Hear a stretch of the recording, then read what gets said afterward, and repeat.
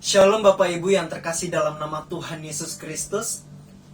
Pada saat ini saya bersyukur kepada Tuhan kalau saya boleh melayani di hadapan Bapak Ibu sekalian.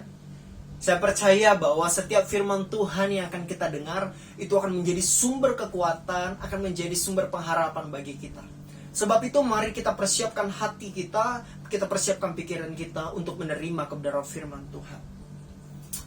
Bapak Ibu, Kota Jakarta saat ini berstatus PPKM level 1 ya.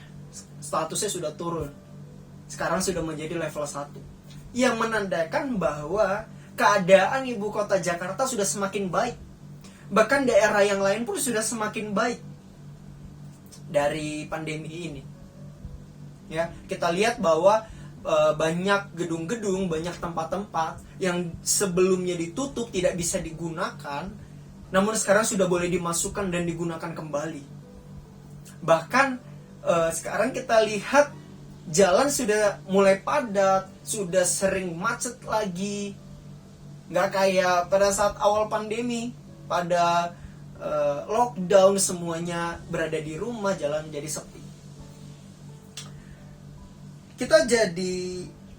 Kita harus mengakui Bapak Ibu bahwa pada saat awal pandemi ada satu perasaan, ada satu emosi yang meningkat dengan pesat di dalam kehidupan setiap kita.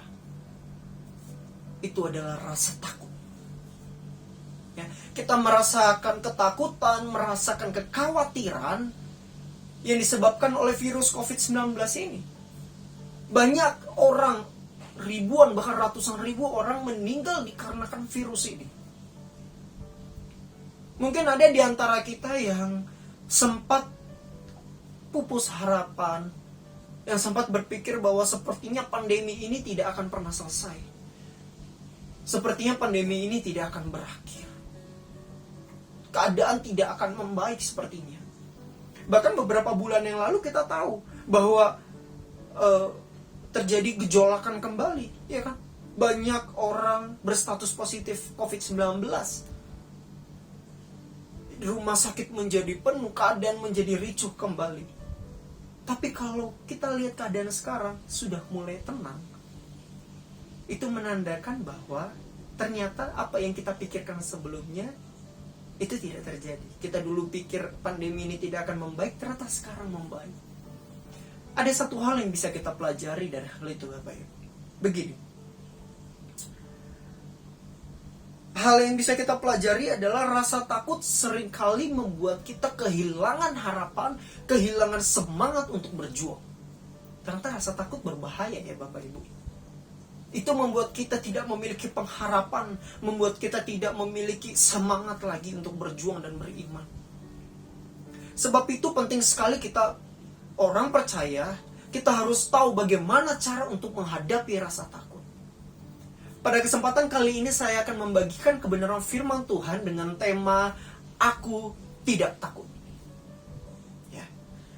Kita akan bacakan pada 1 Samuel pasal yang ke-17 ayat yang ke-31 sampai dengan 37. Kita akan belajar bersama-sama dari kisah ini. Ya, ini adalah kisah antara mengenai Daud dan Goliat.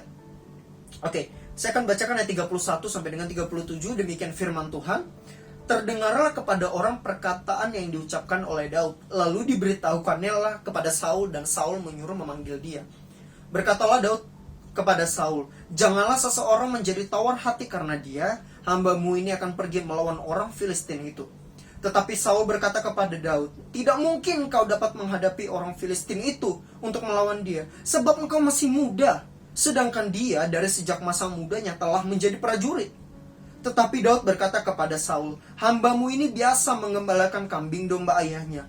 Apabila datang singa atau beruang yang menerkam seekor domba dari kawanannya, maka aku menghajarnya dan melepaskan domba itu dari mulutnya. Kemudian apabila ia berdiri menyerang aku, maka aku menangkap janggutnya lalu menghajarnya dan membunuhnya.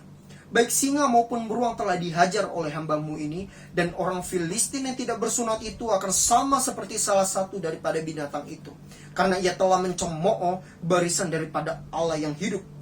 Pula kata Daud, Tuhan yang telah melepaskan aku dari cakar singa dan dari cakar beruang, Dia juga akan melepaskan aku dari tangan orang Filistin itu. Kata Saul kepada Daud, pergilah, Tuhan menyertai engkau. Kita lihat bahwa di kisah ini ya, di ayat-ayat yang sebelumnya dikatakan bahwa Goliat membuat Saul dan seluruh orang Israel takut. Mereka gentar, mereka khawatir dengan tantangan yang diberikan oleh Goliat. Tapi ternyata ada satu orang Israel yang berani. Namanya adalah Daud. Kita lihat mengapa Daud berani menghadapi Israel. Mengapa Daud berani menghadapi Goliat? Maaf, saya salah bicara. Pada saat Daud mengajukan diri ingin melawan Goliat, Saul meremehkannya. Karena tentu saja Daud saat itu masih muda dan dia hanyalah seorang gembala kambing domba. Sedangkan Goliat adalah seorang prajurit yang memang dipersiapkan untuk berperang. Namun Daud tidak kecil hati pada saat menerima jawaban daripada Saul. Pada saat dia diremehkan, dia tidak kecil hati. Dia menjelaskan mengapa dia berani menghadapi Goliat. Ternyata pada saat dia menggembalakan kambing domba ayahnya, dia sudah biasa menghadapi yang namanya singa dan beruang yang mengganggu kawanan dombanya. Nah, dari sini kita bisa belajar Bapak Ibu, kita menyadari bahwa Tuhan mempersiapkan Daud. Daud memiliki pengalaman-pengalaman yang menjadi modalnya untuk berani menghadapi Goliat. Artinya Tuhan itu nggak memberikan pergumulan, nggak memberikan masalah langsung besar, enggak. Tapi sudah ada pengalaman yang sebelumnya. Ya, didahului dengan pengalaman-pengalaman sebelumnya, masalah-masalah sebelumnya. Jadi itu pun terjadi pada kita Bapak Ibu. Apapun yang kita hadapi hari ini, ketahuilah Tuhan sudah mempersiapkan kita untuk menghadapinya. Tuhan sudah mempersiapkan kita seperti Tuhan mempersiapkan Daud. Sekarang itulah alasan pertama mengapa kita tidak perlu takut, karena Tuhan mempersiapkan kita. Jadi jangan menjadi pribadi yang takut. Ketahuilah, masalah yang kita hadapi hari ini, masalah yang pergumulan yang kita hadapi hari-hari ini, itu sudah dipersiapkan oleh Tuhan sebelum-sebelumnya untuk kita hadapi dan dimampukan. Di ayat 37 bahkan dijelaskan mengapa Daud tidak takut. Begini kata Daud, Tuhan telah melepaskan aku dari cakar singa dan dari cakar beruang. Dia juga akan melepaskan aku dari tangan orang Filistin itu. Bapak Ibu, Daud menyadari bahwa bukan dengan kekuatannya dia mampu melawan singa dan beruang. Tetapi Daud tahu, Daud sadar bahwa ada campur tangan Tuhan. Daud tidak mengandalkan kekuatannya sendiri pada saat dia menghadapi binatang buas itu. Kita pun harus begitu Bapak Ibu. Jangan andalkan kekuatan sendiri pada saat kita menghadapi pergumulan, menghadapi masalah. Jangan. Andalkan kekuatan daripada Tuhan seperti Daud mengandalkan Tuhan itu. Yeremia 17 ayat yang ke 7 dikatakan begini, diberkatilah orang yang mengandalkan Tuhan dan yang menaruh harapannya pada Tuhan. Ya. Jadi orang yang mengandalkan Tuhan akan menerima berkat, akan menerima jawaban. Percayalah Bapak Ibu, Tuhan yang kita sembah adalah Tuhan yang mampu menolong kita. Ingat, Allah yang kita sembah Allah yang tidak terbatas dan luar biasa. Percayalah. Jadi kesimpulannya begini,